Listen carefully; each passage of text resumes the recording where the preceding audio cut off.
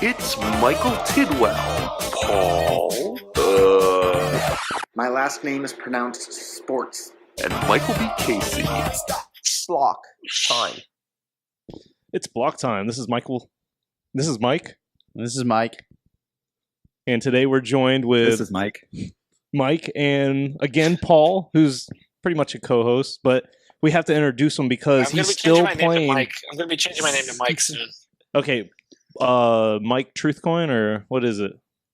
Mike Sports. I'm Mike just going to keep it Sports. as Michael Sports. All right. So Big Mike S. so today we have Mike maybe Sports. maybe I'll change my name to Michael Tidwell. Well, you'd be the third Michael Tidwell on the show. We have 1, 2, and 3. So, anyways, we have a bunch of mics on today. One is new, Mike Monero from Monero Monitor Report. Might not be the report, thanks for but having he me. has his own podcast, and I've really enjoyed his content. Mike, do you want to give yourself a quick introduction? Sure. Yeah, I have been around for a while, but don't really talk to people until recently. I started a podcast trying to talk to people about stuff in Monero that nobody else is talking to, and then occasionally get into Bitcoin stuff. So Monero Monitor, check it out. Yeah, Cool. for some reason I want to say Monero Monitor Report. I don't know why. Maybe it's because it's like XMR. I want to throw in an R at the end of your thing. Anyways, I wore There you this go. shirt. Well, I know this is kind of weird because it's your shirt, but I wore that shirt today at work, and everyone thought it was a Pokeball. Like I don't like I guess maybe like a Master Ball or I something. could see that. but Yeah, As And I- everyone can tell, I'm wearing the shirt now. So yeah. So I'm glad you came down to Atlanta. Did you fare well? Yeah, yeah, it's just a quick, easy flight down. So Yeah. I'll fly out again tonight on the red eye. So Okay, you're great. out of where? Where'd you come I from? live in Boulder, Colorado. Oh, Boulder. Cool. Awesome. So I'm glad that you're part of the BCL. You've taken up and you're on the Monero Mooners. So y'all Yeah, been doing pretty good. Yeah, I got called up to the big league. Speaking of which, let's go over a quick recap of what's happened this week. Yeah, I think we all need to know what happened again. So it looks like obviously the Amanda Dashbys were out. They lost to the Zcash Zoocox, and those are like that's your arch nemesis, Paul. You actually beat them out this week, and they had a negative 14 score this week. So they're down 14% this week. Bitcoin is up 7% this week. You outpaced them. I mean, you're running track and field. It wasn't even a match. They actually were running the wrong way. So it was a very embarrassing turnout, I guess, or result. Anyways, Well, you gotta get your head in the game if you want to win. You have to know which way to run. That really helps. It also helps to know what sport you're playing, and that helps. They teach you that in track and field school. Yep. So the Pepe Cash alt-right, man, really was on fire last week. Did anyone? I mean, Mike. Obviously, you beat them out. Monero's up 7%. Pepe Cash down 18% this week. What happened? What happened there? How'd y'all defeat them so easily? It just they had the momentum, and then we took it from them. And we did one of those maneuvers. Have you seen Talladega Nights where they kind of come up behind Like a and then shake they and bake zip maneuver? around and they get out in front? Zip up around. Wow, Yeah, it was so like shake the and it was like bake. it was like the slingshot. Is that what you're talking Yeah, about? exactly. Yeah, exactly. A little shake and bake. Wow, that's amazing. So, anyways, I'd hate to break it to y'all, but y'all are in the finals. Only one of you That's is not going to surprising. win. We're down to the last two. Yeah, we're down to the last two. Next week are the finals. It's Bitcoin. The last It's two. the Honey Badgers against the Monero Wow. Mooners. I wish both of you luck. Do y'all have any words, cordial words or fighting words? I'll just say I'm really jealous of Ricardo because I had my own project that I tried to make work and not be a scam, and yet somehow Ricardo does it better than all of us. He's got his own project and he makes it not a scam, and I just think under that kind of leadership, there's no hope of prevailing. But I'm going to do the best that I can anyway. So, I mean, the Honey Badgers have a big event coming up in a couple days. They're having like a team reorg or something. There's something going on. Yes. They even think about doing like a rebranding from the Honey We don't Badgers. even know how many things. There could be more than one thing going on. We don't even know. So let's jump right into. 3 or 4 things. So wait. Bitcoin Cash, What or would the what do you wanna Bitcoin do? Cash mascot be? If Cashier cat or cashmere cat? I don't know. oh, A cat. giant pile of cash. pile of cash. No, what's that cash with like the eyeballs and the money? What was that from? What? You know what I'm talking the about? guy from the Geico commercial. Yeah, from the Geico commercial. Oh yeah, I don't know. that's weird. Well, do we want to jump right in that, or do we I think want? that's as good a place as any to start. Sure. I mean, Bitcoin Cash, obviously. Yeah, I mean, this is Everybody was talking about UASF for like the Oh, man, tell me last about it. like month or two straight, just nothing but UASF, and it turns out that didn't really matter so much. So just as a recap. Or did it? Well, no, it influenced definitely, but I mean, it's not like a No fork one really threat. knows for sure. All right, just for the smart people in the room, recap. We had BIP 91 pretty much have great consensus, almost like 100%. Well, it is now; it's locked in. Yeah, and so we have it's 100% SegWit. now. We have SegWit, and then who are the people that want Bitcoin Cash? Is it still Jihan Wu? And I mean, who's really pushing this? And the question I ask this is this still because of ASIC boost, and they still want to maintain some kind of advantage, or is this really because we just want bigger blocks? Well, I mean, what is this all about? Let's start really? with the who. Primarily, yeah. it's That's Jihan a good Wu question. and Roger I have Ver some ideas. Oh, and via starting at BTC the that same I've time. seen. Yeah, sorry, Paul. All right. So is there anybody else other than those three? Okay, so we have via BTC, Roger Ver, we have Bitmain, Yeah. and Jihan Wu. Who else wants this Bitcoin Cash? It's a whole list. If you go and find some random tweets that people have put together, all kinds of companies that I hadn't heard of. He's like, dude, you could Google it. Okay. That's what he just told us. Well, I mean, Weird it's pretty thing much is, all of I our think- BTC. Mike, but yeah. Mike, this is the last time we have you down here in Atlanta. Come on. Yeah, what were you Well, I saying, mean, Paul? like you go and look at the list, and it's like, oh, Electrum Cash is supporting us, and it's like, well, prior to 3 days ago, Electrum Cash didn't exist, so why do I care? Yeah, it's but a I think, kind of a trademark infringement on a real project. but I guess what I'm talking about are like mining pools, right? Because via BTC, Roger Ver has his own mining pool. Yeah. Bitmain has their own mining pool. I don't really care. I mean, obviously, you need support, like tertiary externality kind of applications and stuff to support you, or else you won't have anything. But Well, let's talk That- exchanges. that is a good point. Let's talk Oh, exchanges. yeah, that's a good point, too, because, exchanges. who said they're going to list it? I know Kraken I saw said they're going to Kraken. list it. Yeah. I think there was a couple of others. I don't know. Is Polonius going to list it? Have we heard? I don't know. But Come on, they list everything. They I have mean, to I mean, list I if can't it imagine walks, not, if right? it walks, and it maintains value, it's hard to believe they wouldn't. Yeah. I'm wondering Basically, if it's going to be on it has a pulse. Shapeshift. I wonder if Eric's going to list it. Oh, at that's a good all. question. I wonder. Yeah. Okay, so the fun thing about cash is I'm not really sure I think it's kind of the negative, it's the equal and opposite reaction to the UASF in a way. Where Absolutely. people want something where they can threaten a weird thing if they don't get what they want. Yeah, but what the And, hell do people I really think want even now? Jihan has publicly stated that he didn't really want to go through with it, but now it's kind of taking on a life of its own.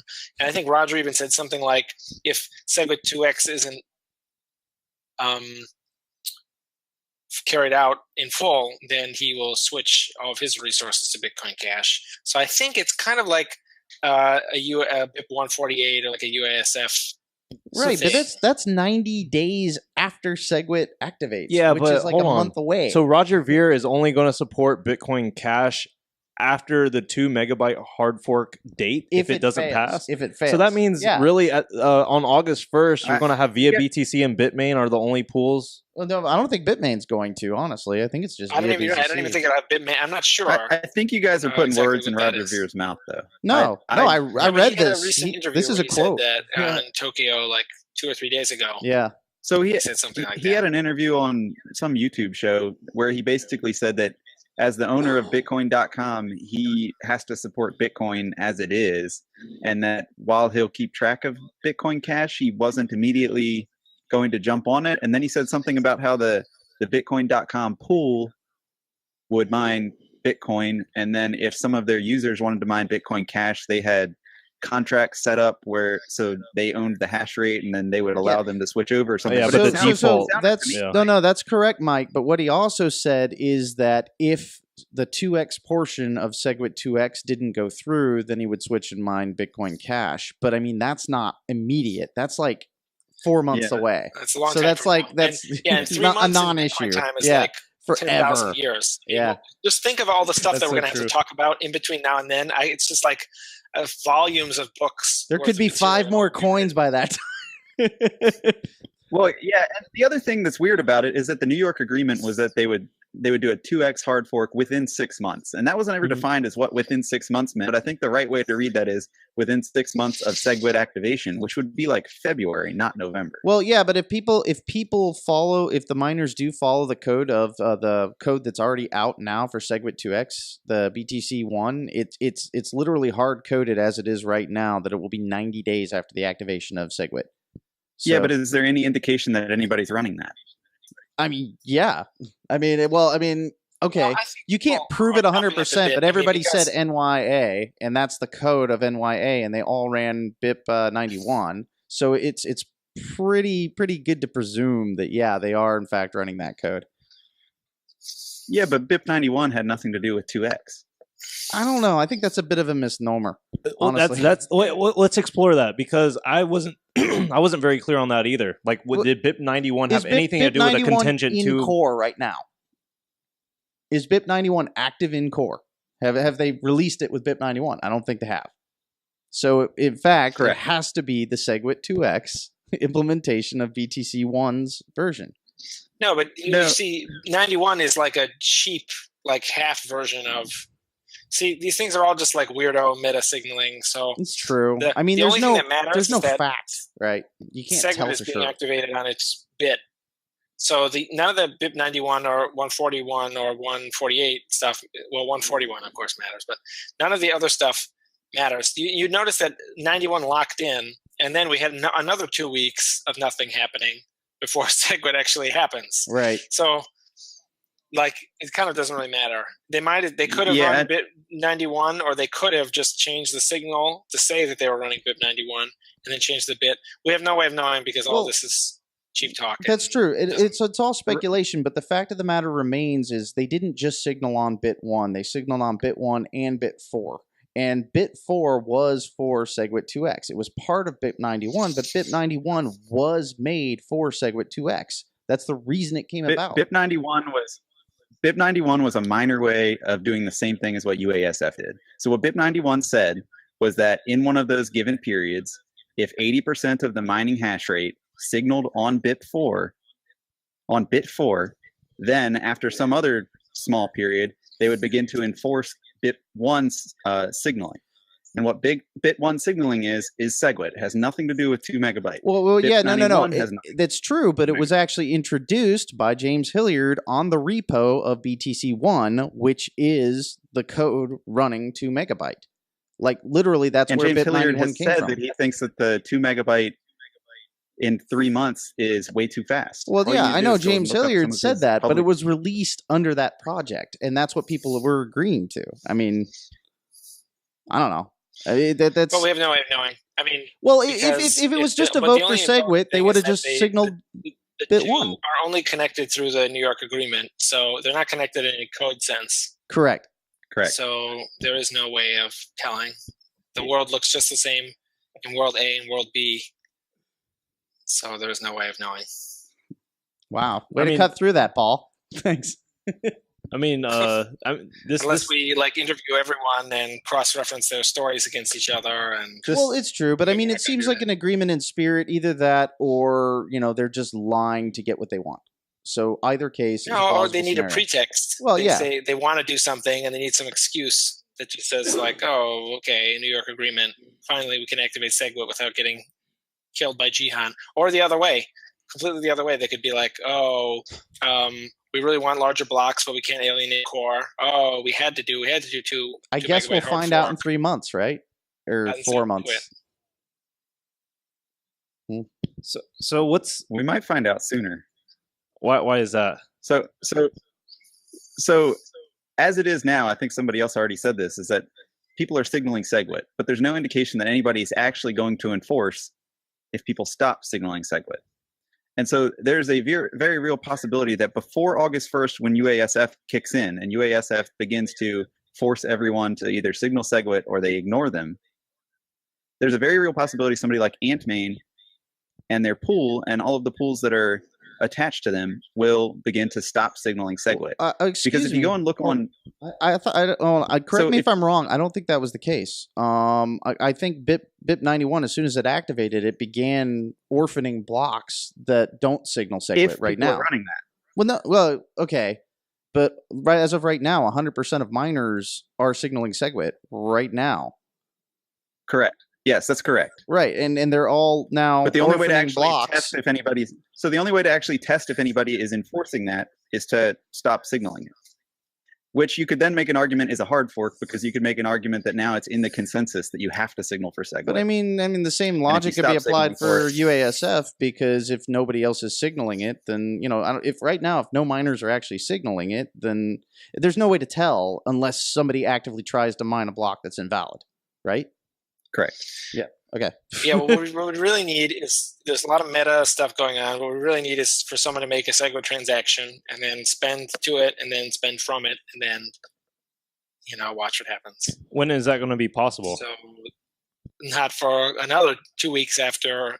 I think it won't really be possible until, I don't know off the hand, but I think maybe it's August. like just under 4 weeks. The end of August. So tell me, you're talking about the new SegWit signaling period started. And so assuming that 2 weeks lasts where 100% or 95% or whatever signal for SegWit, then there's one more signaling period that you have to wait, which presumably then allows anybody to upgrade their software, and then it'll start. So it's like just under 4 weeks that somebody could do a SegWit transaction. All right. So the fact that I remember we talked about this earlier, UASF was going to change some magic number, and anyone not doing that was not going to be part of their network. Is that still the case, even though SegWit's locked in? No, because that's the one change. Okay, I'm just making sure. So what were you talking about? Because I was under the impression UASF is kind of dead now that we have BIP 91. It's dead or it won. Either way you want to say it's irrelevant. It's irrelevant. Yeah. Well, Mike brought his UASF hat. It's not irrelevant yet, obviously. Well, he was just talking about UASF would still be activating on August 1st. He's saying if everybody's lying right now, which they could be. Okay. That's what he's saying. If absolutely all of the miners right now are lying. The interesting thing is the miner signaling kind of adds a bunch of people to the UASF team who think that they were supposed to be there. Yeah, but without wearing a UASF hat? No, but so it's strictly worse. But hold on. But you never know. As far as calling them out or mining an invalid block, wouldn't they be mining an invalid block because they're doing it before the period that it's valid? Valid is a term of art, my friend. We don't really, there is no valid. Like Satoshi's got his valid, and I used its metaphor of like Venice or something, where like you build a brand new house like on the edge of the water, and maybe it will get knocked down, but then over time, it's like settles in and it's stood there for 1,000 years. It's like the Lindy effect, like in the Nassim Taleb thing, where stuff has been there for a while, it'll probably still be there. But this newer stuff is like, it's not there, and then all of a sudden it's there, and then it's sort of like a ratchet where it only turns in one direction, but it's not really. It could. You're so full of metaphors. I have no idea what you're talking about, Paul. You lost me. You lost me at house settling in. There you go. I mean, the reality of it is that right now, the only people who presumably are enforcing that people have to signal for SegWit are the miners, and there's no way of knowing if they're enforcing that. But that's what the current situation is. On August 1st, anybody running a UASF node will also begin to enforce that. Now, it's possible that other people still will continue to not run either of those two pieces of software, and most people might still be running stuff that just basically agrees with what the core implementation is, which is that you can signal whatever you want, and if 95% of people signal for SegWit, then SegWit will activate. And so until it actually activates, or until the entire community builds a consensus around this is the actual software we're running, then people can kind of signal whatever they want, and if they go back on it, there might not be anybody to enforce them going back on it. which is why UASF is still relevant until it actually. I mean, I think that's true if not a single miner is running the BIP91 code, because then that miner will orphan blocks, and you'll start to get forking occurring because you'll have two different blockchains if that's the case. Yes. Right. Yes. I mean, so if that happens, then that'll happen. But I don't think there's any reason to presume that's going to happen, because that would be very antithetical. Maybe there isn't. I mean, I don't know. It's just, to me, it seems like a lot of thought over, nothing that is, it's kind of a settled issue to me. I mean, SegWit has happened on the main chain already. It's not a thing yet, but I mean, everybody's agreed to run it unless everybody drastically reverses their position, which, I mean, there's no reason that they would. Yeah, I agree. After making all these public statements that they're going to run it. So I think probably got SegWit, but you never know. Yeah, well, except for maybe some of the splinter group that on the same date, August 1st, decides to support BCC. Which let's get back to cash. Yeah, I want to talk about I almost feel like this is some crazy conspiracy that came out of nowhere. What is really happening, Paul? Well, as I said, you don't really know. I think a lot of people. I think it's an equal and opposite reaction to the UASF, and it's like, well, I mean, it's this 8 megabyte thing. I think.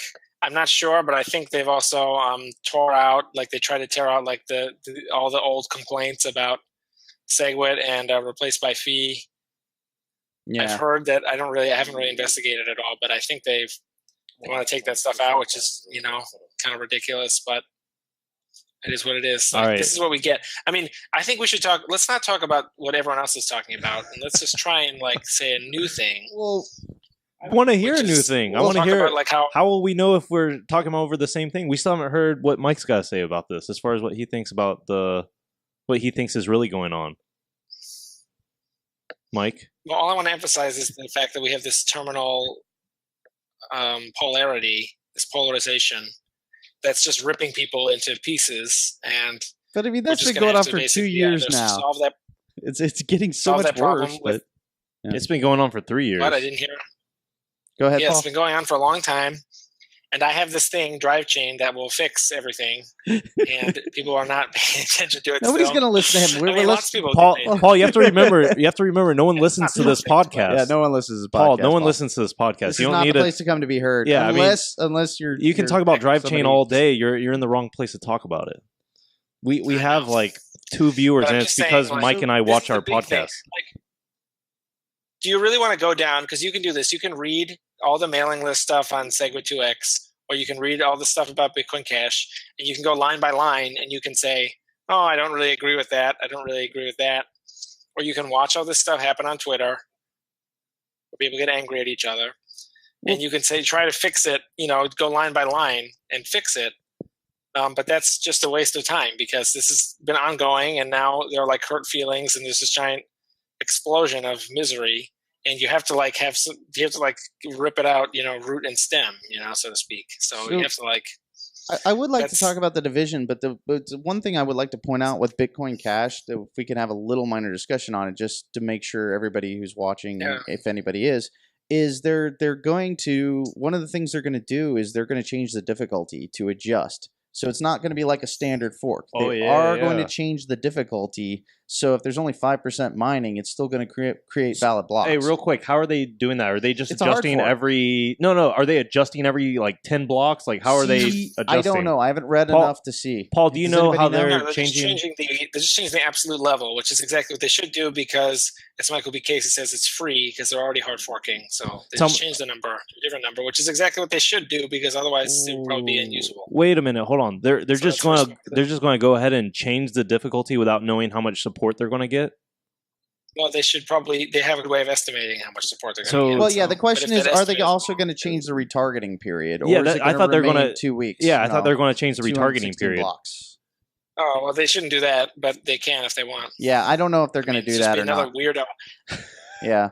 Well, I mean, that's if they what were made smart. They'd keep it exactly the same. That's what made Ethereum keep it exactly Classic the same, and only survive. change this one thing, so that's very easy for investors to understand, what they're. They did make one change because investors hate risk. What was that, Mike? So based on what I've read, they did make one change, and it's a really kind of strange change, and I don't know if it's a temporary one for just the first retargeting period or if it's a permanent one. Yeah, me neither. But there's something in the code that if blocks aren't found for a extended period of time, the difficulty will adjust down quicker. But it will not then adjust back up if blocks start getting found too quickly. And so what that can result in is if nobody mines it for, let's say, like 6 hours or something like that, the difficulty can adjust down a lot. Then everybody can go and mine it at like a 2 minutes per block rate until it gets to the full block period. Interesting. What should be 2 weeks might take 3 days or something, and then it'll adjust back up again. Yeah, I don't know if then they can continue to play that game and like basically cycle through really fast blocks, or if it's only for the one. Yeah, that sounds like it could be It'd be very gamed. smart to only make it for the one retargeting period, because if anyone goes on the hard fork wish list, I knew there's something Bitcoin, about the retargeting stuff. I know I didn't miss that completely. It's very, very old. And there's an item there that says, have the network adapt to a sudden collapse in hash rate or a large drop in hash rate or something. And then in the paragraph that follows that bullet point, it says that everyone who's tried to do that has introduced horrible vulnerabilities as a result. Yeah, And that I could think be it's just very an easily unsolved gained by problem. a large majority of miners who coordinate. They could very easily gain it to get, to actually speed up the block time. You'd essentially end up with like a 5-minute average block time or something weird. I don't know, it's weird, but yeah. So that's it's interesting because that's what this podcast is about, right? Yeah, block time. block time. So our block times vary in time too. It's Poisson distribution. Yeah. The one other thing about that, so they are. I would like to just see everybody's opinion, because for now, initially, they're going to stay on SHA-256, which leaves them subject to attack from the other chain. How do you guys think that's going to play out? Do we think it's going to get attacked and they're going to switch algos, or do you think it'll just attack and they're not going to do anything and die? Or do you think they'll live and maybe it's in the other miners' self-interest not to attack it, but rather try to mine the other chain? I don't know. What does everybody think? We'll start with Paul. Okay, I don't think that they will be attacked. I think they'll either be ignored or something more interesting will happen. They'll do the attacking, or the attack will be from there or something. But why would wait, a minority? They don't have enough minority hash to attack the main Are you talking chain. about a minority Bitcoin Cash potential hashing? Because what they might end up having the majority, or they might do some creepy other thing. Wow, you because think all they'll have the miners are very- majority? Wait. What kind of creepy other thing could they do? Like do some weird stuff with denial of servicing nodes? Like what do you mean? Well, I don't want to go into a huge amount of detail, but they could split up their hash rate, and some of them could attack the main chain in some way, and then the rest of it could hide on Bitcoin Cash. I mean, I'd probably know anyone who did this would be violating the what they agreed to do. Yeah, the New York Agreement. But everyone's very angry right now, and people are talking about breaking the hard fork half of the New York Agreement. So everything's kind of fair game at this point. Do you think that there is a chance that they could get BCC fork could get majority hash rate? Do you think that's even possible at this point? The immediate future. Because, I don't know. In the long run, the hash rate will be whatever the users find most valuable, and I find it very unlikely that users would endorse something like this. But in the very short run, I don't know. It's probably easy to direct that hash power, and then even to claim that you were hacked or something, and do some weird other thing, like the pools were hacked or something like that. So it's certainly possible, because people are angry and they feel like they have no other options other than to take drastic measures. So of course it's entirely possible. I don't really know. Bitcoin Cash just kind of showed up out of nowhere, so that's a huge. What was the original question? Mark against it. Oh, it was just do we think that they're going to get attacked and have to change algorithms? So okay, not on SHA-256. Mike, what do you think? Yeah, I don't think anybody's going to attack it. So what I think will happen is that the difficulty is going to adjust down using that thing that we just talked about. And then all of a sudden, things like Antminer S3s and old Butterfly Lab stuff and all kinds of old equipment is going to be able to then mine Bitcoin Cash at some fast rate for a very short amount of time. And so some people might put some hash rate on that because of that. And then along the same tokens, if it then becomes profitable, people might move a small portion of hash rate of the main Bitcoin network. But in the end, the two sides using the same algorithm is actually a good thing, because it forces miners to eventually create consensus around one of them, and they will create consensus, just like Paul said, around the thing that has all of the economic support. Because if nobody's using one side, then there's no reason to mine it, because it's not worth anything. So, You have to pay the same amount. It's so high difficulty. It costs them just as much to mine and be able to sell it for Right. I have a question that we probably have talked about at least 6 times on this podcast, and I keep forgetting the answer. What, did ETC change their algorithm when they did a fork? And how come? And what was the biggest reason? Is this kind of a landmark case where they weren't really attacked by ETH, or is it because ETH is all friendly-go-lucky, and they're like not really? I don't know. Like, what's the deal there? Like, is this pretty much saying like, hey, Bitcoin Cash and Bitcoin Core, they're not really going to attack each other on purpose or try to snipe each other's blockchains? And I mean, no, but that's not the point. Is there any kind of comparison you can make? Mike said, but they inherently they all compete. And first of all currencies compete, but moreover, all the blockchains compete over users, and then indirectly through competing as currencies. But if they have the exact same hashing algorithm, then you can only point your hash rate at one or the other, so they have to compete. No, I was saying, I love how Paul said, did you listen to anything Mike said? I love how he started that way. It's like, and the answer to that is, I listened to some of what he said. And I didn't listen to anything you said because it was so funny the first thing you said. Oh, man. Yeah. So, yeah. Yeah, I mean, they're all going to be friendly with each other. Like, you may be right, because this one thing is the replay protection. That everyone's like insisting on replay protection, and then everyone's so proud of the fact that they added replay protection everywhere, which is like really weird. They can coexist. Everyone's trying to play nice. I want to talk when about. They should instead just try to kill each other. Hey, 1 second. I want to talk about the thing that we've talked about at least 6 times on this podcast. Deja vu? Yeah. Okay. Anyways. Adam Meister talked about the friendly fork that one day. I was like, dude, it sounds so dumb. Whatever. This guy isn't, he doesn't know what he's talking about. Is this? I think you said it earlier. Was this an example? You said this off the record, but is this an example of a friendly fork that Adam Meister was talking about? As he defined it, yeah, it's a fork of the UTXO. I mean, and then you can pretty much just sell off the altcoin if you want. Yeah, I mean, hey, do y'all consider the Bitcoin Cash a definite altcoin? Because that's pretty much how we pitched it at the meetup on Wednesday. Would y'all consider it just an altcoin, or would you consider it? I'd say it's an altcoin until it's not. Yeah, that's fair. That's actually probably a fair assessment. Yeah, we actually had a special word for it that was called a spin-off that people used at one point. That's what we called it. That was like an altcoin that preserves the UTXO set. So interesting. Yeah, if the thing is, my criterion for it to be a hard fork is that it has to actually upgrade and replace the old chain. So if if Bitcoin Cash is created and then Bitcoin Core dies for some unknown reason, then I would say that Bitcoin Cash was a hard fork upgrade of Bitcoin Core, although I can't really see that happening, but you never know. So how do we think that the Bitcoin Cash hard fork is going to affect the chances of getting an actual 2x passed on BTC as part of the New York agreement? Do we think it's going to increase the chance or decrease the chance or have no effect? What do you guys think?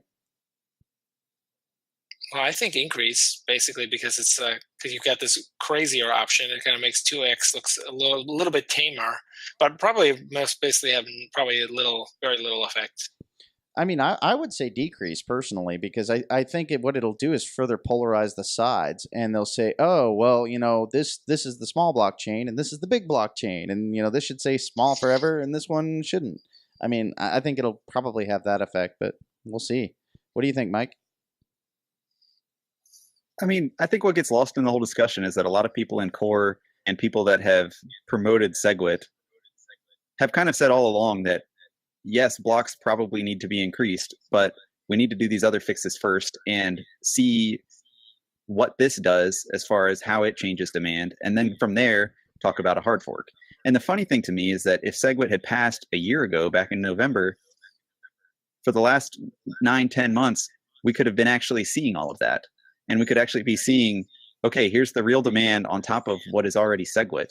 And from there, we might have a 2 megabyte or 4 megabyte or whatever increase sometime later this year. But people blocked SegWit because it kind of got branded wrong. Everybody kind of branded it as like this alternate way to do scaling when that wasn't what it was in the first place. It just happened to have like a slight scaling side effect. Exactly. It was a transaction malleability fix. It wasn't a scaling solution. And that's was the original, what Core said originally, is this is not a scaling solution. Then it became one. So, yeah. Yeah. Yeah, I completely agree with Monero Mike that it's really sad that we weren't able to close on that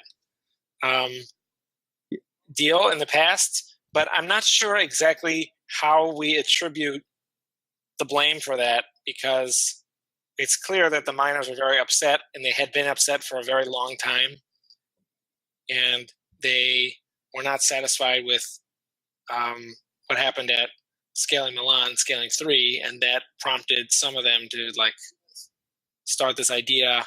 And so I'm not sure.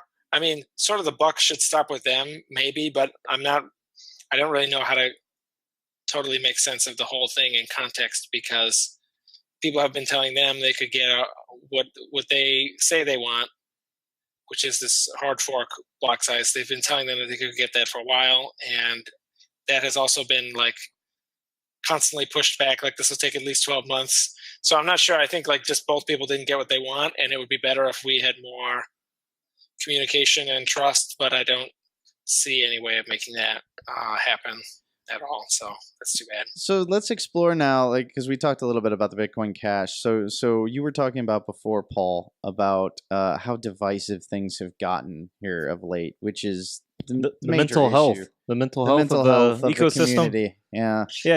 I love how you say mental health. I don't think that's the first time you said it. So what's the latest? Oh, I mean, it's just continued its ongoing trend of just total and utter collapse. I mean, just moments ago, Charlie Sherman and Roger Ver were having like a little thing, and I don't really want to go into it, but if you just search on Twitter, you can find. But it's just one example of, this debate is, the stakes are high, and people have formed themselves into little groups. And there's a lot of information to process like every day and every week. And so it just necessarily gets filtered by all these different groups. And, again, I don't really know exactly where to put the blame, or like what one thing you could do to fix it. People will say this needs to be it's sort of like a he said, she said situation by definition, because this is polarity. But yeah, I mean, I think it's terrible that people just get more and more. I mean, this has been going on for years, and people have strong feelings about it, and they get more and more miserable. And yeah, it's kind of a shame. It reminds me of like Lord of the Rings. Remember when they're all fighting over, and they're like the dwarves and the elves, and they're like, I'm not giving the ring to you. And Gandalf and Elrond are trying to like get everyone to like stop being such, crybabies about it. But they Roger Ver used the J word. Sorry? Roger Ver used the J word. I didn't hear, what did you say? We can cuss on here. You know that, right? Oh, yeah. Dude, he called Charlie Sherman a jerk. So, yeah, Roger. For paying his lawyers and not paying him back. Such language. Anyways, that looks like a discussion about probably paying back a loan. So, anyways. Well, yeah. So I was curious. I didn't know what they were talking about. I don't know if I said this on the show, but like, it's interesting to watch sectarianism unfold in real time. What is that? Sectarianism, like basically. No, I don't. What is that? Okay. Sectarianism is when two religious sects form that are of the same religion, but they hate each other. So it's like, think the Sunnis and the Shias. Well, I was going to say like types of like Christianity too. Yeah. Well, yeah, those are, any different, but they follow the same religion. Yes. But, one said this guy says he's right. And then the other said this guy says he's right. And then they just kill each other. Well, I guess that's kind of like Christianity and Islam ultimately too, right? Well, yeah, that's It's a larger... that was our early hard fork, and then you get smaller hard forks. Later. Eventually we'll have like crusades, soft forks. Yeah. Well, Islam is the most recent, I think. Well, actually, it depends on if you count like Greek Orthodox and like Mormonism and some of these other ones. Yeah. But yeah, Islam is. You also have to newer remember than- that Christianity was a soft fork of Judaism. So That's true. Yeah, This it was. is a soft fork of Judaism. See, I wasn't sure if that was a hard I don't fork. know. No, it was or a a hard soft fork. It was a hard fork because you have a legacy chain. no, Right? no, it introduced new rules, but then Yeah, it wasn't They until added later some new on rules, that but they there's a started- legacy chain that doesn't have to Yeah, follow it. So it's more a hard like fork. it's more It like was the a hard soft fork. forks are like it's like what's some like there's like what They added 50 the branches whole of Jesus part. Christianity. They're like I don't know. I never took comparative religion. pescatarian or Catholic or what. That's what? Yeah, I but don't the know. point is, there are these Appreciate it. things, I and don't like know, whatever. like in what happened in Ireland, where it was Protestant and Catholic, and they Yeah. were like blowing each other up. So it's comparable to the Sunni Shia.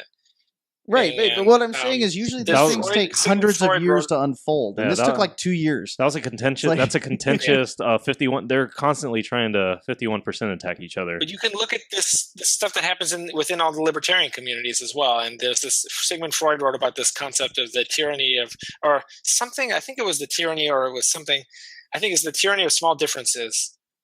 So it's like people who are very, very similar, and they have like one tiny difference, and it's very overwhelming. They're very upset with each other over that. Yeah, the more you are like them, the differences between you are magnified. Paul, Yeah. do you think this ultimately all comes down to money? No, I think what it is the consensus. I mean, money is. Some people feel very passionately about their money, and their money is freedom, because the founding fathers, correctly, Thomas Jefferson in specific, they recognized the right to life, liberty, and property. But as Thomas Jefferson and Frederick Bastiat and other people realized, you can't really have, if you're like enslaved, you don't really have your life. So it's like, it's not, they kind of, all three of those go hand in hand. And the pursuit of happiness part in the United States is a rearrangement of, it used to be property. And so the idea of property is kind of a battery that lets you store up your labor. And so you're not really free if someone can enslave you and force you to work on their stuff. And you're not really free if you invest a bunch of your time in something and then someone else just comes in and takes it. So the idea that property and freedom are similar. And so, of course, people they own their Bitcoin, and then they feel like that's their resource. And then if someone wants to change it, but I don't think that's the root cause of the thing. The root cause is the fact that we have this consensus software, and everyone has to run the same software.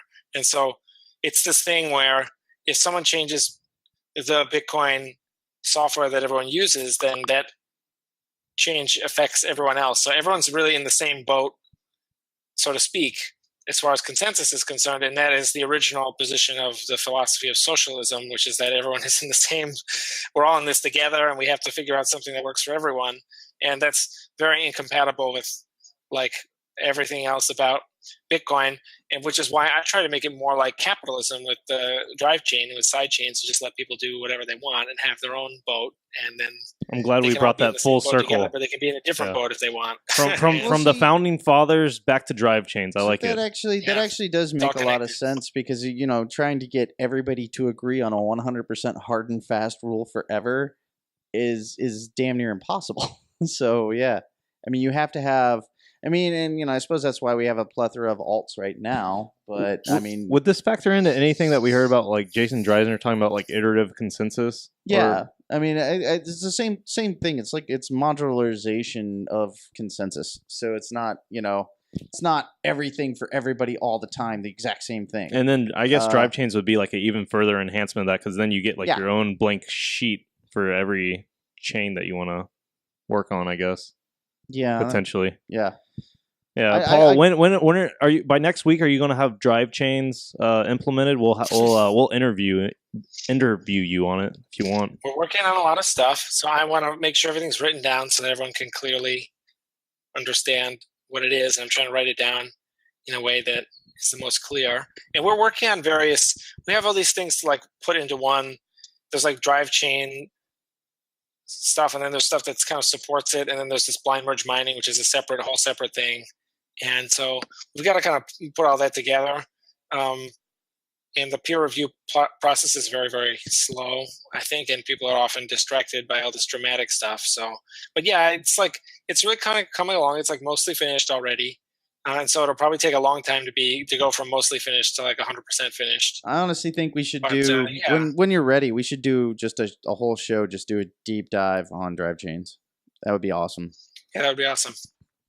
Hey, what does Block have an official like? Hey, we completely don't support Bitcoin Cash, or yeah, we're open to the chain with most hash rate. What? Because I know BitPay. You shouldn't ask because I have any idea. All right, but so- I think I would say, I think what I would probably say is that the Segwit 2x. Yeah, I think they're Jeff pretty is squarely one of the behind leads on that, BTC1 so at this you point. can't do anything that's not that. Yeah, I think someone just became a non-UASF fan. Mike. who's that? Mike. Well, you know what it really was? Oh, is that we got no! this big game this week Oh no! I what think happened? I think We've got Paul this big talked him off the ledge. against the Honey Badgers. I can't see No, what we got- you have to show me what he did. He took off his hat and put on a new hat. You know, That's all I it's know like, from he took context clues. So, Tell me what he did. I can't see him. I'm dude, sitting- Paul, just I'm look sitting to right your next to you, Paul. Paul. Just look, dude. He's sitting right next to you, Paul. It's not that hard. Just look at me. There you go, there Paul. you go. Doing. I can't see No, him. you know what it is? I've Is that gone blind. we've got this big game against the Honey Badgers, and I realized I can't keep supporting them as if user activated. Mike, later on in a little bit, I want to jump into like what you think and your background a little bit more because I am interested to know more about you. But maybe we can save that to the end. Yeah, well, you something, know, but- I'd like a recap of what's been going on with Monero eventually Yeah, too, me because too, I haven't yeah. been paying much attention lately. So, but what were we talking about next? And I have to go. I have to go pretty soon. So Cool. hopefully we can Okay. talk Let's about this briefly. let's So run the one thing I through- did want to add to this kind of discussion sure. is that I think what's interesting about this whole thing that has unfolded over the last couple of years is it starts to show the resiliency of Bitcoin to be able to hold up and need to come to a massive amount of agreement on something. And if something like this took 2 years, then that sort of gives some credence and some hope that nobody's going to be able to come in and just like usurp the system very quickly. The unfortunate thing is that I think people, there are kind of two sides to this debate, and one side the miners tended to agree with, but at the end of the day, it's not the miners that should be making that decision. It should be the community and the users. The miners are the only ones getting paid to do what they're doing, and they're getting paid to maintain the consensus everyone agrees on. And unfortunately, there were people on the other side that were a little too forceful about that, and just kind of saying like, y'all have no voice, y'all have no voice. But the fact is, like, there needs to be a way for people to come together and talk about these issues and come to a consensus. And I think the last 2 years has shown that there is a way to do it. It just takes a really long time, which isn't necessarily terrible. You know, that just kind of random thoughts there. Yeah. Yeah. Well, I mean, I wouldn't go. I wouldn't Yeah, I go. agree with a lot of that. I agree with a lot of that, but I mean, I wouldn't see. It's really hard to say because we have no accurate way to measure right now what the users actually want. All we have are Twitter polls. Right. So there's no Yes. way to Yeah, really how do you- tell. you You what had the an users idea want. there for a little bit. Yeah, I well, I mean, did, I and I proposed- still do, but Oh. but long I time haven't ago, implemented. Oh, what was yours, Paul? Sorry, Well, I actually I had. proposed a long time ago at Scaling Montreal. I proposed this fork futures thing Mhm. that you Like your before the prediction fork market? happens, you could buy and sell these claims. Isn't that what via they would BTC be- or what exchange is doing that with Bitcoin Cash right Well, kind of, yes. People are doing that now, but they're not. They're not doing. So first of all, they're doing it in a weird way that has like some counterparty risk, which I think is fine. I just think that people should do it. But I think in the past, people have had a lot of trouble just wording the claims the right way, and they should not be. You know, it should be pretty easy to word the claims the right way. Just make them very, very similar, so that their only difference is, you know, a hard fork, yes or no, and then you buy the price. So I think that is a really good way. Whenever those things have been done, they've typically indicated that people prefer the Bitcoin that they already have and not some new thing. But there is vote. There's also vote.bitcoin.com, which is the Bitcoinocracy thing, Yeah. which is kind of a Plutarchic thing where you get to just lock your coins up and have them give a vote. But unlike the futures, you don't bear a cost if your vote is uninformed or wrong. So the futures are a lot better. But yeah, what really strikes me is how little people are interested in the the Yeah. futures idea. Like So- I think people just don't really want to know what the users believe.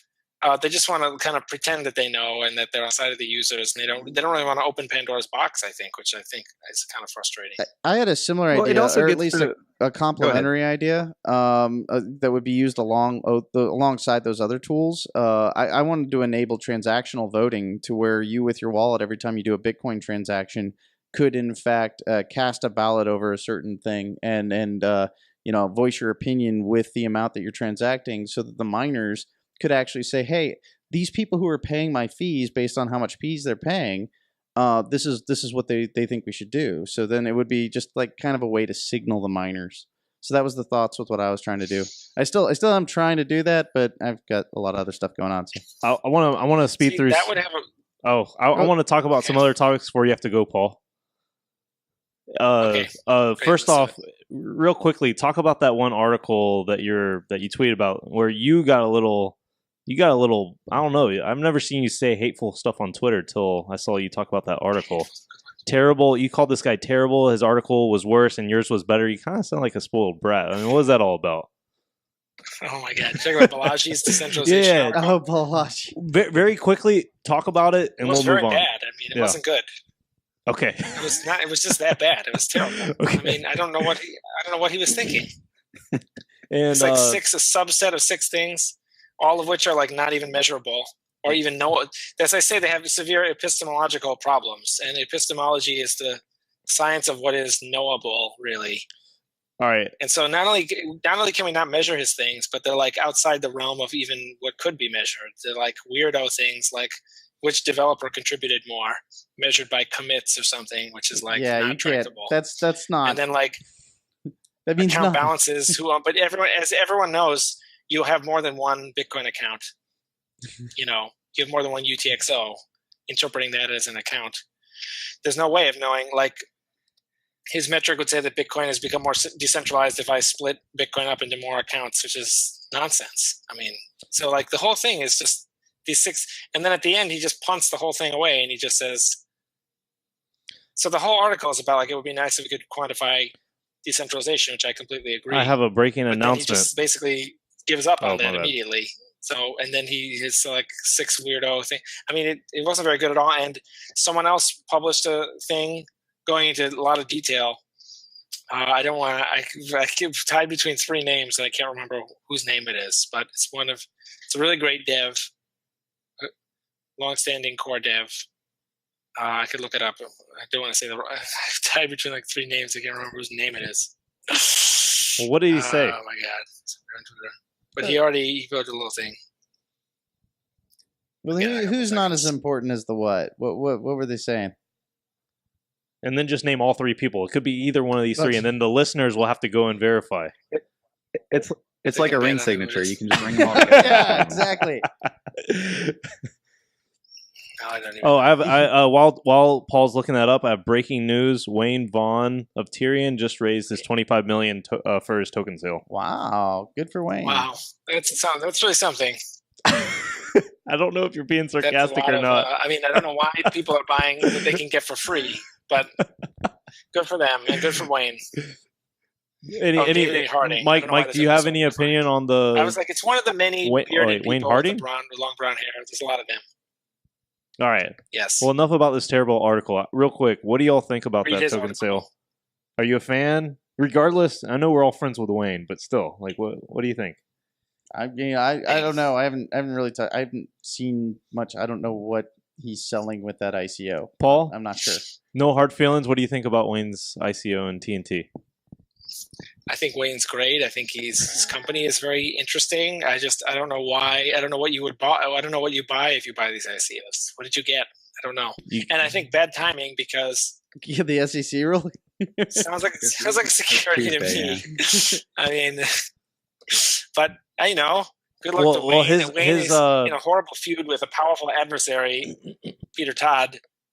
Oh yeah, I don't really? know. I haven't Oh heard any no, of yeah. this. Peter Todd Peter Todd has been ripping on Wayne on Twitter. Really? Oh yeah. Huh. And I think I don't think it Reddit. makes Peter Todd. I think it makes Peter Todd kind of look not great. I think but Peter Todd can conduct his own affairs, of course. But I just think like he's really like picking on Wayne. I don't know if he can do that if he wants. Well, I don't know if I don't know. Wayne's always struck me Peter as one of Todd the knows a least lot, and he's got an controversial open figures timestamps out there. project, so. You know, I mean, he's really, he's never really said anything really inflammatory. Wayne's actually he plays it safe, I think, a Yeah, lot, he and does. he's actually very let's- strategic on what he says. What is Peter Todd? What's his issue? What is he taking issue with Wayne? Like, why did he go after him? Part of the problem is that Peter Todd seems to have put a lot of effort into, like, he says this is wrong with it's 100% centralized and security, and then there's blah blah blah, comparing it to open timestamps, and then it's like following Peter up with the Todd's Microsoft own. Okay, thing. I gotcha. So, but I think he's almost elevating it by when Peter Todd criticizes something, it really gets elevated to a level of relevance that it would not have otherwise. I think he may have been helping them out, like intentionally or not. I'm not sure. That's just my guess. I don't really know a lot. Hey, Mike, have you looked into the TNT token sale with Tyrion? I mean, I looked at it, but I didn't really understand what the token was for. I mean, the whole ICO nonsense to me just isn't interesting. So I mean, it's just really not. I actually made a tweet about this ICO. This is the first ICO I've ever made a tweet about, and it was something like, "This is going to be the first. This is going to be the first ICO that has a utility and company behind it before, because usually these ICOs are like just an idea. Hey, I have a white paper and a business plan. And yeah. So I was thinking this might actually I don't know not. that that's true though. I mean, oh, okay. Well, I wasn't sure. This is the only one I know about, so I could be definitely wrong. Well, my first question would be, can you use the token right now? Because if you can't, then it doesn't have a utility yet, and I don't know the answer to that. But then my second question, I would say right now, to answer your question, the token isn't even issued, or like it's just an idea. Like the token there's probably ERC20 token somewhere, but I'm guessing you cannot use it yet. But he has, what I'm saying is like he has an API, and like he has like the anchoring system that I've actually used before. Okay, so then if that's the threshold, then as long as we're trying to pick what has a use case and what doesn't, the Brave browser already exists, so their token already has a use case. That's true, at least in theory. There's that status app thing. Oh, the basic attention token. It already exists. The basic attention token, right? Is that what you're talking about? Yeah. Yeah. Okay. Yeah. You're right. And I'll be honest that I don't know a lot about any of this stuff, because I just don't think any of them are very interesting. And I'm leaving a lot of money on the table by never bothering to read about them. But that's just how, I don't have time to read about any of them, so I don't read about any of them. Do you think? I kind of want to save this one where we kind of deep dive into you. So I want to wait before we start asking you your thoughts on some of this stuff. But let's keep going for Paulie has to. Yeah, I gotta go soon. Let's see. What's one more thing? We talked about the SEC. What about BTCE? That was on your notes, Paul. Oh yeah, BTCE. You want to talk about that and like the GOC stuff and like what Mark Karpels was saying and all that? Mark Karpels. Because I don't want to say stuff that we don't. I mean, Mark tweeted about it. Like, we shouldn't just say. Yeah, but Mark tweeted about it. I know, but this is all hearsay. I mean, we don't really know anything about any of this. But yeah, supposedly, like BTCE has been behind lots and lots of money laundering, like $4 billion, possibly like all, like not all, but the vast majority of all Bitcoin money laundering. It's possible that was laundered through there, including Mt. Gox's funds and lots of ransomware and lots of other stuff. So I'm not sure it would be an exciting thing for everyone to.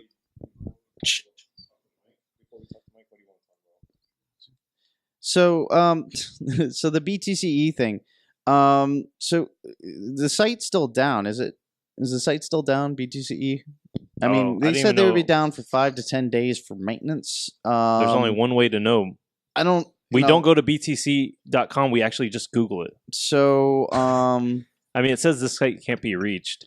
Oh man, so they don't even have the maintenance message back up yet, huh? So there wasn't a takedown notice, so it's not like the domain was seized. What's their Twitter say?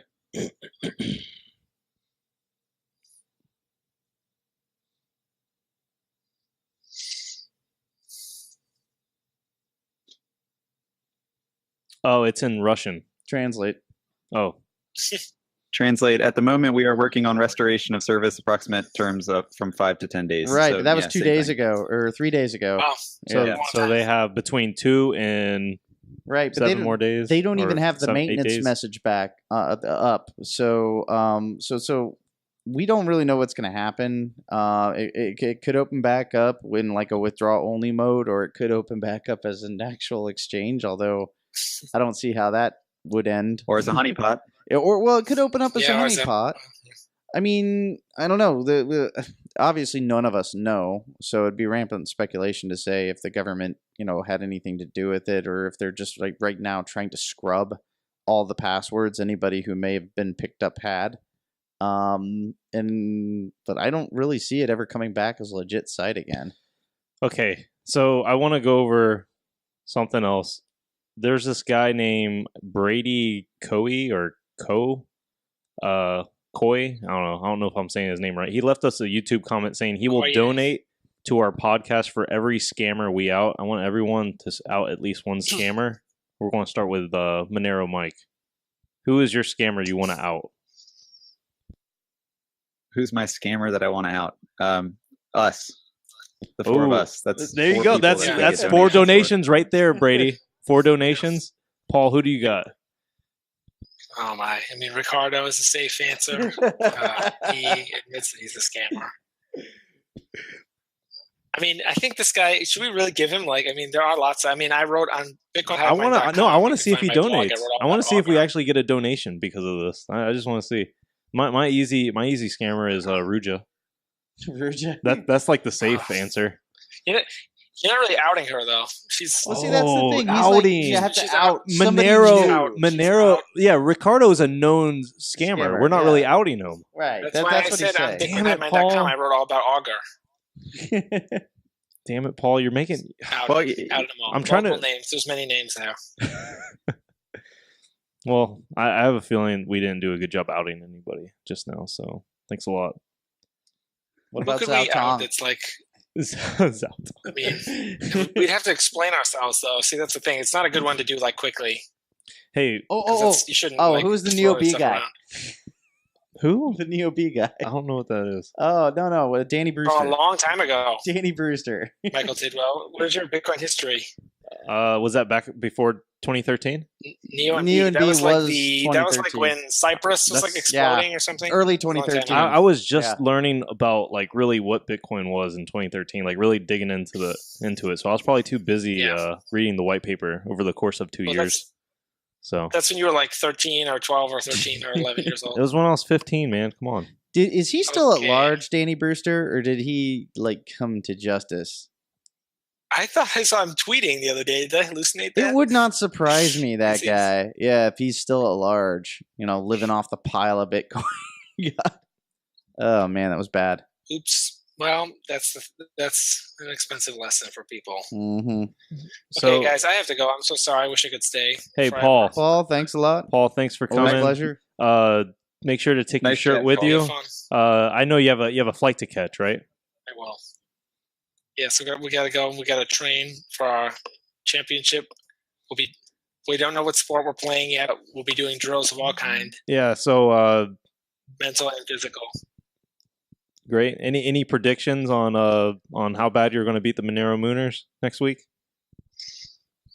It all comes down to sportsmanship. Watch Monero triple. Sportsmanship. Yeah. Watch Monero Now, go- my question is, halfway through the game, is his team going to fork into 2 teams? And then Oh yeah, that's true. You'll be in trouble if we do. We might Well, split into three- we you might could split just into 3 divide and teams. conquer. You never know. So yeah, Yeah. How was that going to? I guess you have to. I guess for the finals. I mean, we're giving out. tune in next week. Yeah, tune in next week to find out. Yeah. Exactly. You don't know. We've achieved wave particle duality. Yeah, we may basically. split and then recombine into teams as we desire, and then Okay. we might. If there's 2 slits, we might pass through both, and if there's 1 slit, we might pass through one. We're everywhere and nowhere. Okay, that's the magic of the honey badgers. Well, thanks so again, stay tuned Paul. for that. See you guys later. Have fun. There you go. Let's just do that instead. All right. So it's just the mics now. We got rid Oh of the my Paul. God, there's so many mics It's here. just Mike, and Mike. So This is originally what Blocktime was supposed to be. Mike. It was supposed to be Mike interviewing people. I suppose. Yeah. So Mike Monero, monitor you. Dude. It's Monero Mike. Yeah. Mike Monero. I think either Would work. you go by Mike Monero or Monero Mike? What do you go? Do you have a girlfriend or wife? Does she call you Monero Mike or Mike Monero? I'm pretty sure she does. Yeah, she calls me both. Monero, Mike Monero, actually. There we go. So yeah, so I actually have not been keeping up on Monero. What's going on lately? I know. Back at the beginning of the year, they added a kind of robust new feature set. They added Ring CT, which was Right. Yeah, really and cool. then we added some merchandise, and I think that was like the last thing that you did. I saw you got the sweatshirt, the official the Monero merch. sweatshirt. Yeah. I gotta. And that's Right. basically just driven the price up 5x since then. So what's up with the Monero apparel person? Have you heard their ad through Bitcoin Uncensored? I have no idea who they are. I talked with Chris DeRose about that at one point because I know he used to advertise. They used to advertise on his show, but I don't know. That was the I have no funniest ad. Do you remember? It was like, I love and I hate Junsep t-shirts. You remember that? Yeah, I always just assumed it was either Chris or Junseth, but I never had any idea. So I did actually read an article today about Monero, and it was about the impact of Alphabay and BitMixer going down. So in people, a large swath of people are just saying they're basically going to give up on the current, as it currently stands, Bitcoin's attempts at fungibility, because A, it is kind of expensive to mix coins around. You end up with a lot of UTXOs and expensive transactions because of the mixing services. And B, because, oh my God, they could have just compromised everything when they took down Alphabay, like completely. And, if they get a hold of all those transactions and they see where everybody's been, they could trace everything.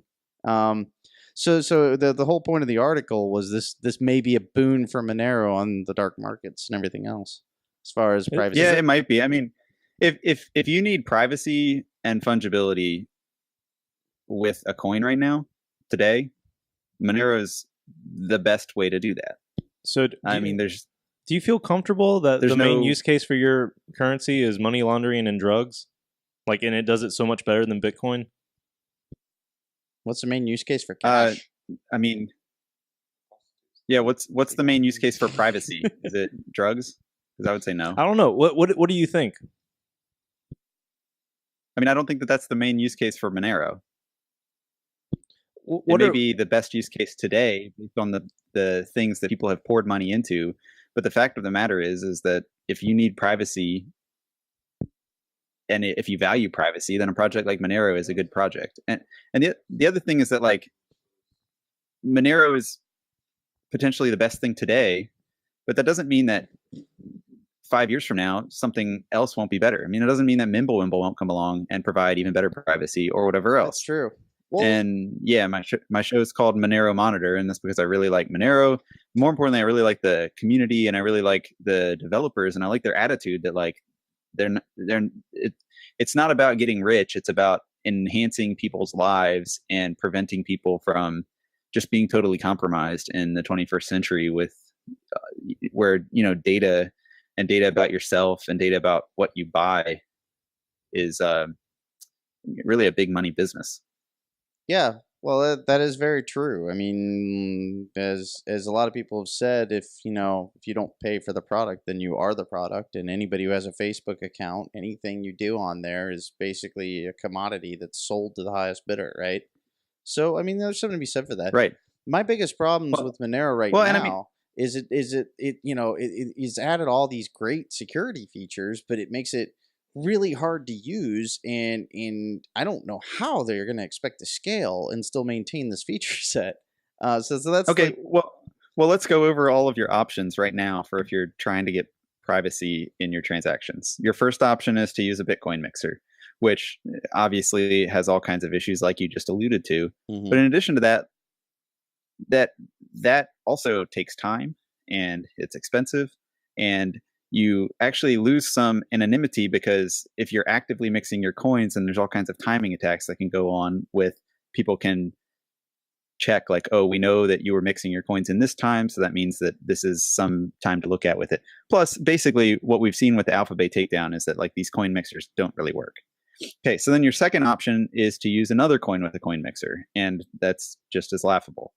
Your next option would be to just switch between a lot of different currencies using something like Shapeshift. But Shapeshift posts all of their transaction information, or if you used an exchange like Poloniex or something like that, there's no reason they couldn't get subpoenaed. And so all of your data still is linkable. And so then you get to really only two coins that today allow you to have any type of privacy. Yeah, and Zcash. One is going to be Monero, and the other one's going to be Zcash. And my argument for why Monero would be the one that you would choose actually is going to be a little different than a lot of people that listen to my podcast. My argument is pretty simple, that Monero, the technology itself is something that has been around a while. It's been, the cryptography has been tested. And more importantly, it's something that is low enough in its, like computational demands and memory demands that you could implement it on a smartphone or whatever else. The way you can have it on a smartphone is if you just use like the, open, clear coin on a smartphone. And so Zcash probably actually could provide a little bit better privacy if the cryptography actually is good, which there's still some academic research that needs to go into that. But I mean, today the only way to use Mike, it you would say, be from a you desktop. say that, but is there currently a Monero smartphone wallet? Currently, does one exist? That's a good question. There are ones being developed, and, right. I mean, it's harder than people. There's a web think one it is. now that I guess you could use from a smartphone. But my point more is that Monero can be implemented on a smartphone. Yeah, I'm not saying where it Zcash can't, cannot. but it's very difficult to because of the stealth addresses mainly, and you have to scan the entire blockchain. Is the what I understand is the biggest Right. limitation. But yeah. But right, exactly. With the stealth addresses, you have to check every single output on the blockchain to see if it's yours. So you can't query like an API or something and have it tell you, and you can't just use like Merkle roots to have it tell you. You have to actually check everything. Yeah. And so then there's things like what Ricardo runs, which allow a server that you trust, or maybe a server that you run yourself, to do some of that checking for you. And so it can figure out inputs into your wallet, but it can't figure out the outputs. And I mean, that's good if somebody wants to get their feet wet, but that's probably not the ideal way to do it. Yeah. So there's limitations, but like you said, like with the other side with Zcash, you couldn't send a Zcash transaction. It's too memory intensive. You couldn't do it from a smartphone, at least the ones that we have today. And probably right, maybe in a couple years they can. Well, yeah, and probably if it gets that advanced, I mean, is it, you know what I mean? If memory hardening is not a thing anymore, is it, could you potentially brute? I don't know. I don't think you could. ZK Snarks. 1 sec. What? All right. So, question to Mike. Yes. All right. The fact that first Mike off, Casey, you were supposed to say yes. just not to mislead too bad, you can't do Zcash transactions on a smartphone like Jack's wallet. You just can't do the ZK Snarks kind of privacy transaction. Right, which so is you can do optional. like the equivalent of a Bitcoin transaction. Right, but that's from totally wait, hold transparent. on, everybody, mics, calm down. Let's all calm down. All right, so question to Mike, and that means both of y'all. You can answer at your leisure. After I ask the question, what do you think that isn't really a security aspect? The fact that there's only optional security transactions versus Monero. Every single transaction is pretty much a security transaction. What's your thoughts on that? I think that's one of the definite advantages of Monero is that each transaction is covered to a degree. I mean, if you don't have, I don't know if they changed the names of Mixin. I thought they were debating calling it something else. But the Mixins are for the ring signatures, how many inputs you have. And I know there is a bit of a weakness in the ring signatures in that it's, the one that was sent to is most likely, like 90% of the time, the one that's being most recently sent to is the one that's being used. But it still provides a level of plausible deniability for the ring signatures. Plus, combined with ring CT and stealth addresses on every single transaction that's been made since February, I mean, it makes it extremely opaque. And Zcash is nowhere near as opaque unless you optionally, effectively encrypt it. So the question really I want to get at is that gonna affect security? Like, I know I have the option of having a private transaction and a non-private transaction, but does that really do something to compromise the private transaction part? I would say it does, because if you're stupid, if you send it to some asshole and he gets compromised, right? If you send it to somebody who does something and you like send it to them completely transparent, and then they don't encrypt it, they do completely open transactions, and then somebody tags their identity, and then somebody, like, say a government entity, comes and says, hey, where did you get that money from? They can finger you. Versus if they can't find them. But you can do the same thing with Monero. No, you can't. Well, I mean, yeah, but I mean, what I'm saying is they can find them on Monero. You can't really trace on the blockchain to find them in the first place. If you're doing something where you get tagged, you can point to someone that gave you that Monero. Correct, but what I don't get the no. Yeah. But I'm saying they can't finger that person based on blockchain evidence. They have to find them another way. If it's optional and they don't use the encryption, then they could do blockchain and analytics to determine who that person is, right? Considering the you can previous kind of think person of was it also as tagged. Huh? Anyways, sorry, what, What are you Mike? saying, Mike? So you can kind of think of it on Zcash. You have this clear coin and you have this opaque coin, and the opaque coin is basically, for lack of a better word, a token that's pegged 1-to-1 with the clear coin. But it kind of it begs the question of what's the point of the clear coin? If the only point of the clear coin, based on if you read back through developer blogs and everything else, it seems to be the point of the clear coin is so that they can use it on things like smartphones. Well, that doesn't seem to really mesh with the point of Zcash, which seems to be something that's supposed to provide privacy. And so it creates this weird dichotomy. But then the second problem is that if Zcash is supposed to be a coin that creates privacy, yes, you can start to see when people are using clear coins, you can start to figure out who are the actors using this and whatever else. You can figure that out with IP addresses potentially too. But more importantly, most users, if something is going to not be mandatory, are going to not use it, because a clear transaction is just far easier to use, and it's the default way to use the system. And most users are not going to be sophisticated enough to, first of all, probably tell the difference, and second of all, they'll, as has routinely been shown throughout kind of the digital history of the United States over the last 15 years, people are happy to give up their privacy if it means something is more convenient or cheaper.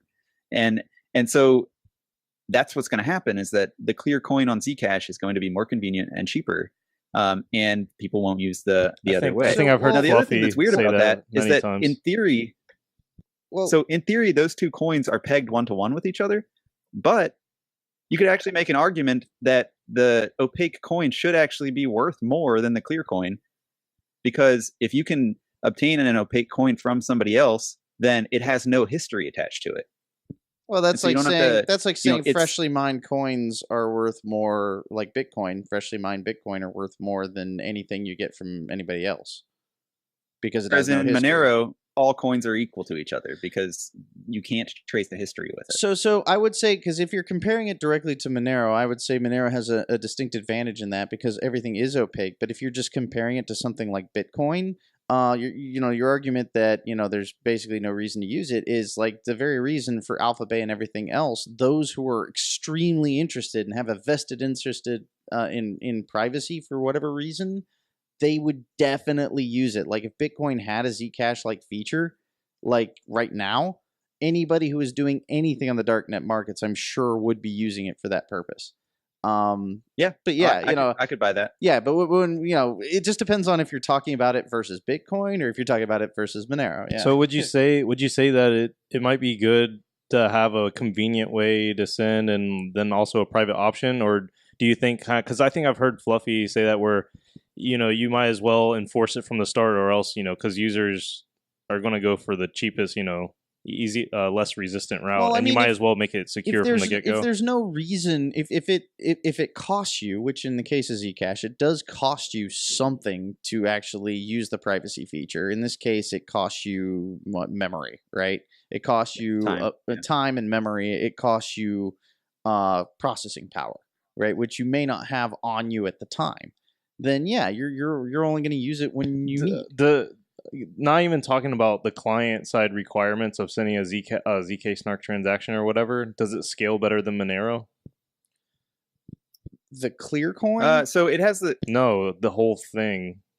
Does it scale better? I'm not talking about the client requirements. I'm just talking about like blockchain stuff. I don't know. The biggest problem with Monero scaling is that you can't really prune the TXO set. Yeah. So there's no such thing as an unspent versus spent TXO in Monero. They're just all transactions, and Zcash with their opaque coin has that same problem. Okay, that's what I was wondering. Okay, yeah. Okay. Now on the other hand, Zcash opaque transactions do have a smaller footprint on the blockchain, and so 100 or 1,000 or 1,000,000 transactions in Zcash are going to be less megabytes than in Monero, but it's going to be a linear difference because the ring signatures and also ring CT, they add more weight to each transaction. Yeah. There's work going on to try and reduce that, but I think a fact of the matter with Monero is going to be that transactions with Monero will always be bigger than Bitcoin and probably bigger than Zcash. Yeah, I want to ask you for some numbers. How many transactions per second, or roughly, can Monero support, and how many gigabytes is that going to increase it a year? Let's considering it's, I don't know, is it a dynamic block size? I don't really know too much, actually. I kind of forget about Monero. I haven't looked at it in a long time.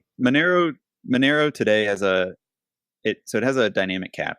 And today, I think like the next block can hold something like 40 transactions or something like that.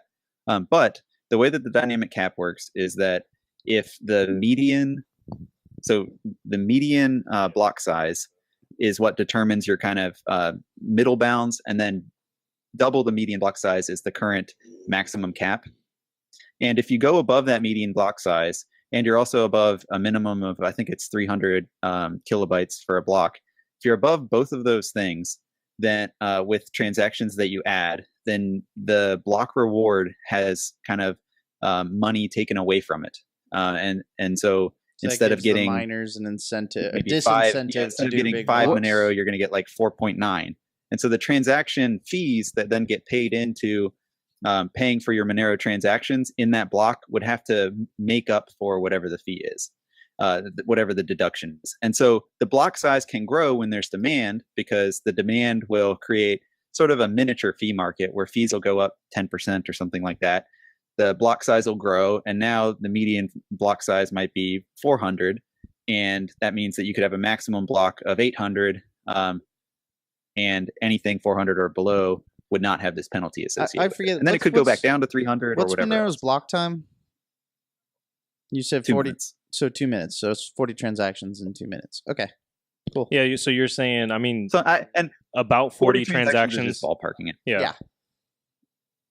Now that's a very interesting. So that's very similar to the Stephen Pear's proposed thing, only with the caveats you said, which are actually very interesting, because I like the idea of an incentive market where it makes transaction fees increase in times of stress because it actually reduces the subsidy for the miner. It's pretty elegant, I think. Pretty cool. So we're talking pretty much. Oh, sorry, I was doing some math. So we're probably talking a tenth amount of transactions per second that Bitcoin can do on average. I was getting that because if you multiply that out like 5 times, so you said 2 minute blocks. Well, another way to 200 per another way 10 to minutes. think about it is that an average Bitcoin transaction is what, like 300 bytes or something like that. I think it's 280. An average Monero transaction is 13 kilobytes. Yeah, that's a little bigger. You know, quite a bit bigger. Yeah. Yeah. How big is the blockchain right now? I believe that I actually think so, where below a certain amount it won't start doing all those fee assessments, and I think it's hanging out right around that minimum, which is 300 kilobytes. Whoa, sorry. So, and that actually was hard forked too. back in April. It used to be like 60 kilobytes, which if you've got 13 kilobyte transactions and you're trying to go above 60, then that means that like 4 transactions in, you've hit that limit, and it created all kinds of weird fee incentives and stuff. So they forked it up higher. Hey, how big is the total blockchain size right now? That's a good question. So I did a disk usage on my laptop yesterday. I was about to say, I'm sure you run 30? A node. 30 gig? Yeah. So I think so we have to understand about the way that Monero does its blockchain and storage is that it uses LMDB, and so that has designated 30 gigs towards the database, but it hasn't filled up that 30 gigs yet. The other thing is that's like the unpacked blockchain. The packed up blockchain that you would need to sync, so like what you're getting over, your internet connection, is going to be quite a bit smaller. I don't know what that is. I would think it's less than 10 gigabytes when it's totally packed, and then you unpack it onto your hard drive. But transaction volume's really low. What that's telling me, Mike, is most Moneroers are hodlers. Well, I mean, there's just not much transaction volume, is what I would say. Anyways. I think that what you could maybe gain from it is that there's not a lot of transaction volume, but probably the transactions that happen are transactions that are a little more meaningful because of that. The transaction fee in Monero is not insignificant. It's something like I sent today a transaction that had a fee of something like $2. No, is that right? Got to do this math in my head here real quick. Something like 60 cents. That's so much better than $2. I think that's like on the high end of a Monero transaction. I think you can send a lot of them for like closer to 30 cents or 25 cents right now. How many mix-ins did it have? But it depends on, your inputs and stuff. How many mix-ins did it have? What's your default? The default is 4 plus the main one, so 5 in the ring. Oh, so that's you use the default for that transaction? Okay. Oh, so you wait. So for Monero, you have the option of making it more secure? Yeah. You can add... And it'll cost more money? Yeah, it makes the transaction right now. So it's interesting. The bulk of the size of the transaction is the range proof that allows Monero to hide the total transaction amount that's being sent. And so that range proof is taking up a very large chunk of the transaction data, which means that you can grow your ring size quite a bit, and it doesn't really change the size of the transaction data because that has nothing to do with your range proof. And so you can have like a ring of 10, and it's not going to cost a lot more than a ring of 5. And so there's actually talk right now in the developer circles and in various channels of setting a higher and mandatory ring size. So instead of having this thing that people can set all the kinds of different rings, it'll be like everybody uses 10 or everybody uses 20 or something like that. So which actually prevents some attacks, because right now if it's like known that somebody is using a random number like 13 rings, then if you see something in the blockchain that's 13 rings, they would be like, oh, that's probably from that guy. You can flag it, because it's different. Yeah, that makes a lot of sense. You would want to make it as homogeneous as possible. You want to camouflage. So what's coming down the pipe for Monero? Well, other than apparel and anything else, what other feature sets are they looking at adding? Or will it pamp? I don't know. Pump? That's what everybody wants to know. No. So the things that are being worked on that I've heard of, there's one developer who's working on just reducing the size of that range proof that I was talking about, so it would make the transactions be smaller.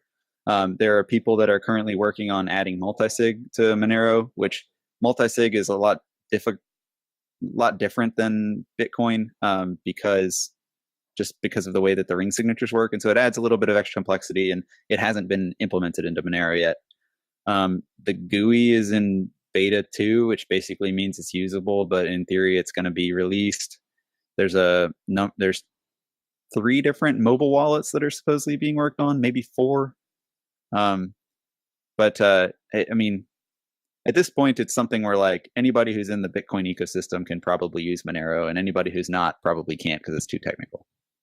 I mean, that's funny because that makes me think of Scott, how he gave away a Monero that no one claimed on our Slack channel for like 2 weeks or something. Well, yeah, but I mean, it was like literally a Monero. Yeah. And it wasn't really worth getting. But at the time, it might be now, but at the time, it was not. Hey, Mike. So I have a question.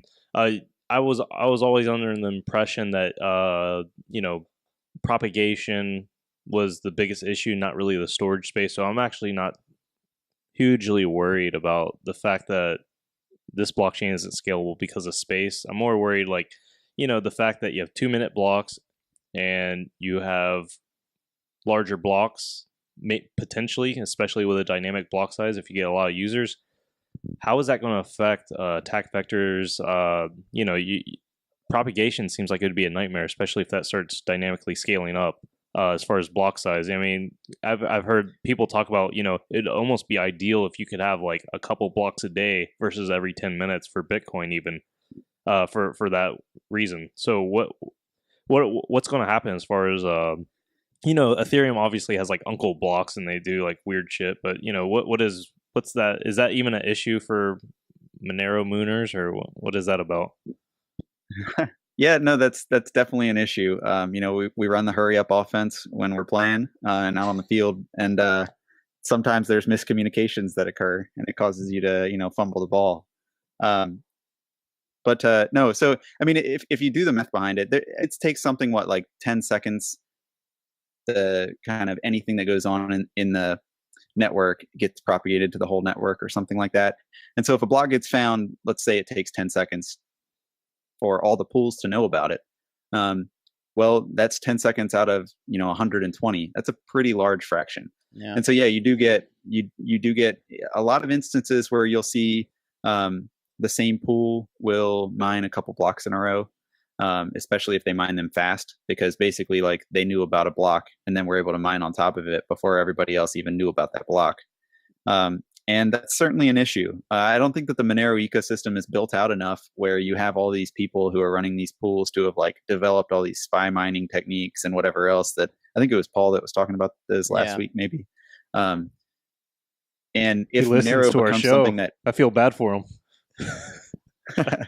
Well, I have a long drive in the morning. If Monero becomes something that becomes, like significant as far as the economic potential behind the network, then all of those things will develop.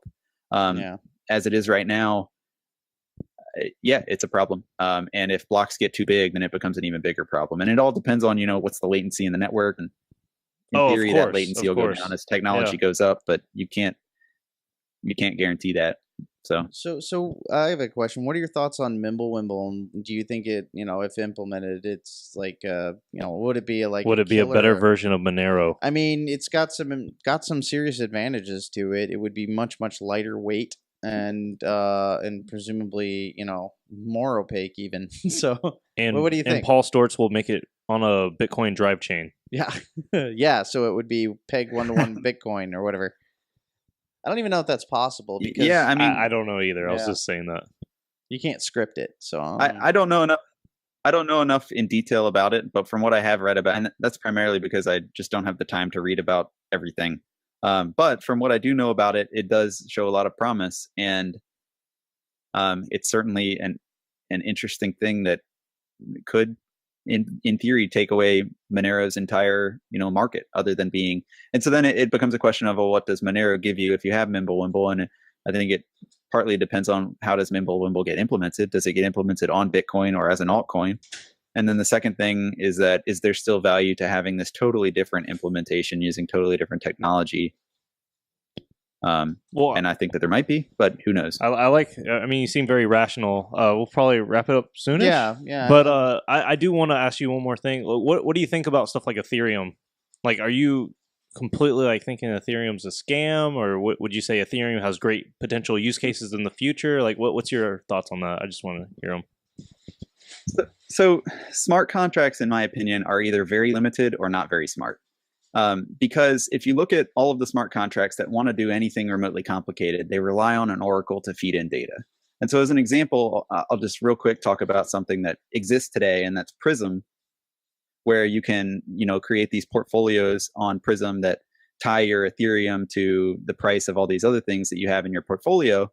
but they're dependent on an oracle. And right now that oracle shapeshift, and in the future, supposedly the oracle can be something else that everybody agrees upon or whatever. But once you have that oracle, you no longer have a smart contract. And I hope that there's a burrito waiting for me too. But you no longer really have a true smart contract. I would say what you have is not smart and it's not a contract, because it's an application that could have been developed on any other coin with a multi-signature technology that was reliant on somebody feeding in some type of data and ultimately trusting that that data is fed incorrectly. And, I'm not saying that Shapeshift would ever abscond with people's money, but if somebody were to hack their oracle, they could open up prisms that would, if they threw their oracle in one direction or another, it would greatly benefit them and they could, double their money very quickly. Well, and then that would affect everybody else. That's a potential weakness, but I mean, it's now those things are possible, whereas in the past, like, such a thing could never even be attempted. So, I mean, I don't know. I would say it's a step forward, even though it's imperfect. Why couldn't you do Prism with Bitcoin right now? We'll ask Shapeshift that on September 13th. Make sure to watch our live meetup. Selfless plug. We're gonna be broadcasting that. We'll see. Cool. Yeah, no, I don't know. I would imagine an implementation of a smart contract of that caliber using Bitcoin script would be kind of hard. But well, you don't even need that though. You need a multi-signature wallet that has your oracle as one person, you as another person, and then somebody to take the other side of the bet as the third person. And right now, the way that Ethereum is structured, Shapeshift is both the oracle and the person taking the other side of the bet. Right, but you couldn't programmatically, you would have to actually have somebody flip the switch, versus having an oracle. You couldn't really trust an oracle with the programmatically and that's kind of the advantage that Ethereum. Well, but you're already trusting that. Well, no, yeah, but what I'm saying has is, to be feeding data right. It's not about trusting. What I'm saying is the advantage Ethereum gives you is not trust. It gives you the ability to automatically execute. You know what I mean? Not have to have a person flip a switch. But yeah. So the weakness then, if you were to do this with Bitcoin, would be that you would need somebody to execute the contract. The weakness with Ethereum is that if somebody compromises the oracle, all prisms are compromised. Well, that's true. Every single one of them. I mean, that's true. That goes without saying. If an oracle, I'm going to make sure to ask that, Mike, for you. But I want to make sure to press them on that. But I mean, if you go through disparate amounts of oracles and you decentralize your oracle process, which obviously it's not initially, but if you do, in theory, decentralize your oracles, instead of getting it from one source, you get it from 100 sources, it gets a little more confident. Yes. But yeah, but again, sure. You could not even hack them, but hack the methodology that it uses to scrape them, or what, you know what I mean? So it gets a little hairy, but I take your point. Yeah, and I don't mean to single out Prism there. I'm just using them because they're an example that exists today. If this was something not many, somebody feeding in any type of information into some type of Oracle-driven smart contract. So yeah. So I'm eating a burrito while y'all are talking. I think we should probably wrap this up. And we have Catan night or board game stuff to get to later. But thanks very much, Mike. It's been great having you on. We usually do a sign off. But first, where can people find out more about you? Where can people listen to your awesome podcast? I've listened to every show that you have. Where can people hear it? Where can people find it? Yeah, so go to moneromonitor.com. We've got a new show coming out beginning of next week that I talked with Peter Van Valkenburg and Jerry Brito at Coin Center. Burrito? And so if you... Yeah, exactly. Sorry. But if you are interested in what an hour-long conversation with two lawyers in the space would sound like if you don't ever bring up the words ICO, then you should listen to this episode, because I think it's a really interesting conversation and we don't even talk about that at all. But yeah, MoneroMonitor.com. I'm on Twitter, Monero Monitor. I'm Big Red Machine on Reddit, if you see that. I think it's Monero Mike on Blocktime. Half the reason I wore that. So we should probably pamp ourselves. Mike on Blocktime. So we should pamp. Yeah, Mike B. Casey, and I'm the Black Marble on Twitter. And I am the man with the name that he cannot pamp, Mike 21. Good luck finding me. I'm on Twitter and everywhere. You're also the name that posts this, so they'll know it. That's true. Yeah. Well, if they listen on SoundCloud, they won't see Mike 21. It's only on YouTube. But anyways, Mike, I think with that, the nonce has been found. And our blocks are mentally ill. Mike, And we have spun our ring up. thanks for propagating, everybody. Bye.